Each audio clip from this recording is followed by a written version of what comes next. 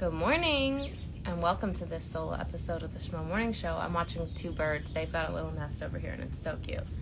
I don't have music. I do have props and incense and stuff, but they're down here, so don't worry about it. Hi, good morning, welcome, happy Tuesday. Shmoe had to go to work early, and instead of getting up earlier than that to do this, I said, I'll just do a solo episode. It was really because I wanted to sleep more.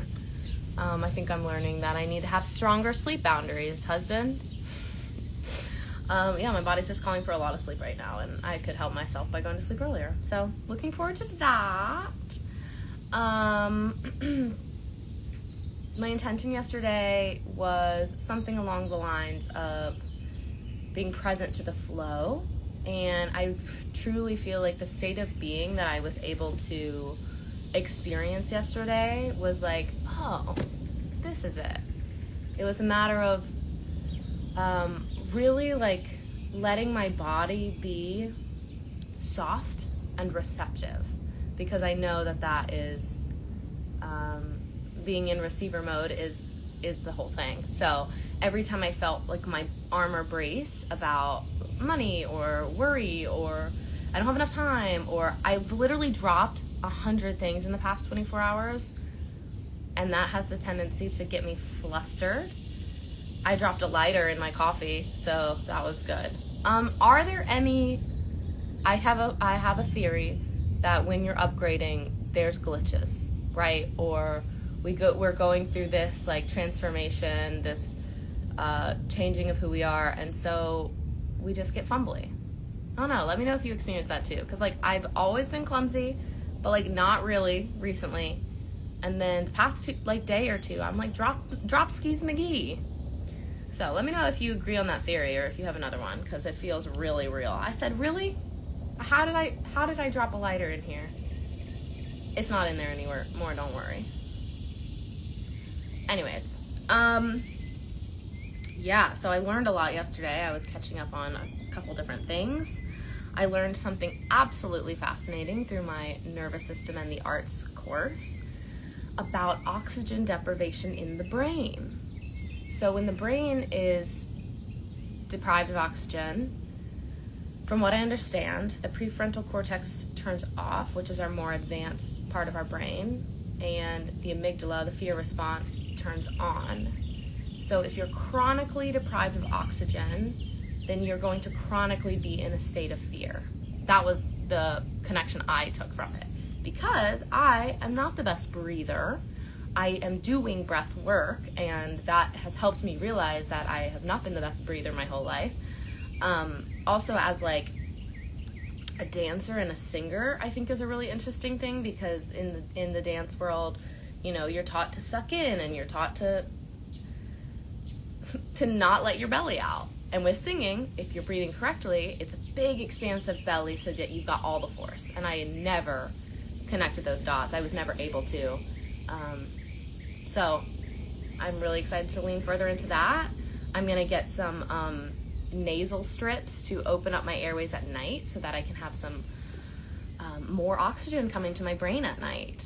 I'm just a very shallow breather in my day-to-day. And so now that this is in my awareness, obviously I'm going to be taking more intentional deep breaths every time I remember. And hopefully that'll help. I mean, it can't hurt to have more oxygen come into your brain. Am I right? Or am I right? Additionally, I was really practicing this game yesterday of, instead of always assuming worst case scenario, it's not going to work out for me, there's too much competition, someone's already doing that, I decided to start thinking in best case scenario, and I expect this, right? So I wrote a whole page of I'm going to keep those to myself, but I expect this great thing to happen today, and it literally doesn't have to be reasonable. That's the whole thing. Another tool that we have in the nervous system course is it's totally possible that blah, blah, blah, blah. And what you're doing is you're training your brain that there are other possibilities other than worst case scenario that potentially you have had kind of wired into you. And no wonder, it's a safety mechanism, right? Like if you're prepared for the worst, then nothing can surprise you and you'll always be ready for action. But that keeps your world very small and quite frankly sad. So maybe try that today. It's totally possible. I did that on my walk yesterday morning, and I left my phone at home, I left my headphones, and I just took my bone broth and I went on a walk and I spoke out loud. I was like, it's totally possible that I have a breakthrough in blah, blah, blah today. It's totally possible that within the next 3 days, blah, blah, blah happens. It's totally possible. And you're just entertaining new ideas. Because if you're anything like me, your brain is a pessimist, and it can get really, small and dark and not helpful. So, it's totally possible. It's totally possible. I expect blah, blah, blah to happen. I expect blah, blah, blah to happen. Try it. I think that's it for that. I'm going to pull a Starseed Oracle card, and then we're going to wrap it up. I got stuff to do, and my husband's not here, but I'm grateful that we could fit this in. It's about 1,000,000 degrees here. I have sweat dripping everywhere. It's supposed to be 100 degrees in North Carolina, or Charlotte, so wish me luck. I'm kidding. Some of y'all are in like way hotter places. It's brutal. The humidity here is hot. Ooh. Oh, this is good. This is really good. This card is Fall Into My Arms. Oh my goodness. That feels very... Oh, this is probably backwards, but you can see the image a little bit. Okay. Wow. Fall into my arms. Surrender. Holding the opposites. Extremes of life. That hits for me. I don't know about you. I'm going to read a little bit about it. Okay, so... The Great Mother ushered you in when you took your first breath, and she'll be there when you draw your last. She knows how challenging life can be. That being human can be lonely and confusing. That the polarity and separation can be excruciating when your soul remembers the oneness of Source. But at the same time, it can be incredibly glorious and sweet. So often we see things as either good or bad. When things go well, we make it mean that we're being rewarded. And when things are bad, and then perhaps we've done something wrong. However, we're all here to expand and grow, and it's through the extremes of life that we do exactly that.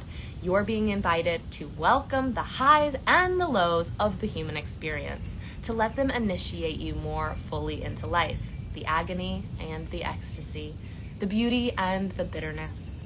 This life is but a single breath in the inextinguishable existence of your experience as a soul. The Great Mother wants you to hand over your loneliness, worries, hurt, sorrow, fears, burdens, and doubts, to lay them on her altar, to fall fully into her arms, to remember that while these extremes are difficult, they can also be magnificent. The more wildly the pendulum of your life swings, the more truthfully you can say, I've truly lived. I love it. There's a song called Fall Into My Arms. I can't play it right now because I don't have anything other than this phone. But Fall Into My Arms is a beautiful song, and maybe it's just a song you need to hear today. I'm going to take this with me all day. Surrender, trust is really big for me right now. So maybe it is for you, and I wish you all the best, and you're doing everything right, and you're right on time, and love ya. Hope you have a beautiful day. Peace.